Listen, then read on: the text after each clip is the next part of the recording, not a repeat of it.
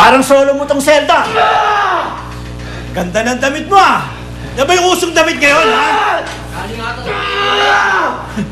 Pare, nakapalda. Baliwata ito eh.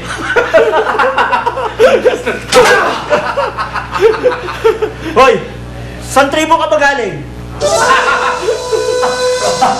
Galing ako sa tribo ng Hamagura. Alam niyo ba kung saan ko ito matatagpuan? Ayos tong isa to ah. Adik yata. Hey, adik, alimin mo nga kami. Yung sayaw ng tribo nyo. Oo. Yung sayaw na mo. Ano pang inaantay mo? Sayaw na.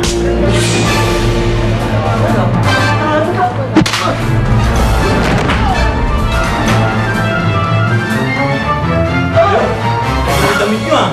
Bagay na bagay yung sa inyo. Gusto mo ba yun? Kami na sasayaw! Ganito! Ganito yan. Sino kaya yung lalaki yun? Hindi mo natatandaan ang itsura niya? Basta naalala ko lang nakabahag siya. Baka ano yun? Baka galing costume party. O kaya baka nag-extra sa shooting. O di kaya baka naman talagang manyak yun na baliw. Naku, Rosella, buti dumating yung mga tanod. Kundi baka na-rape ka na. Alam mo yung lalaking tumulong sa akin, mabait siya. Hindi ako nakaramdam ng takot.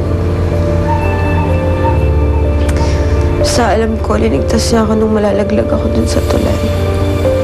Kaya utang ko yung buhay ko sa kanya.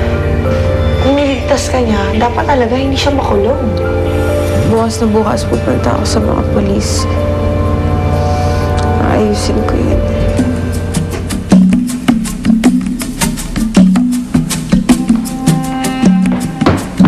May nahanap akong lalaki. Dito daw dinala. Ano pang pangalan? Siya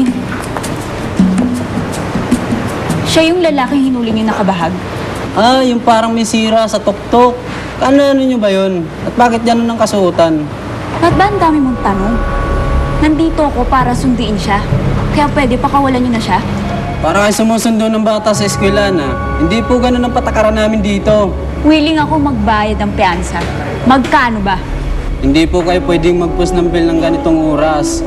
Bukas niyo pa noon ng umaga pwede ilabas ang kasama nyo. Ano? Bukas pa ng umaga? Matatapos na naman ang gabi. Sisikad na naman ang araw. Bastan mo ang magaganap sa akin. Hindi pwede. Hindi pwede na bukas siya lumabas. Hindi siya pwede magpaumaga dito.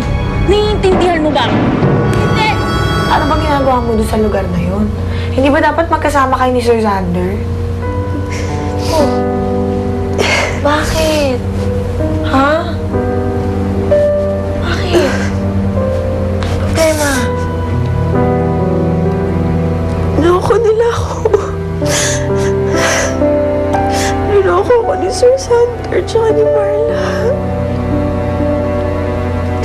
Pinaglaruan lang nila ako.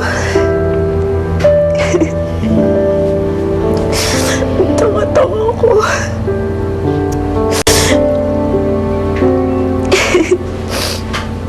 Tanga?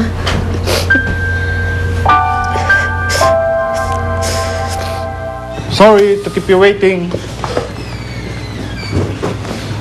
Anong sa atin, Miss Lucero? Hepe, kailangan ko ng tulong. Yung kaibigan ko na detain at kailangan niya makalabas ngayon.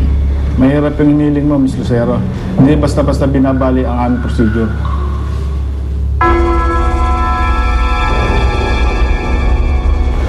Ganun. O ganito na lang, Hepe. Tutulungan mo ba ako o tatawagan ko at papupuntahin dito ang mayor? Mamili ka. Wala akong magagawa. Magdesisyon ka na. Tutulungan mo ba ako o hindi?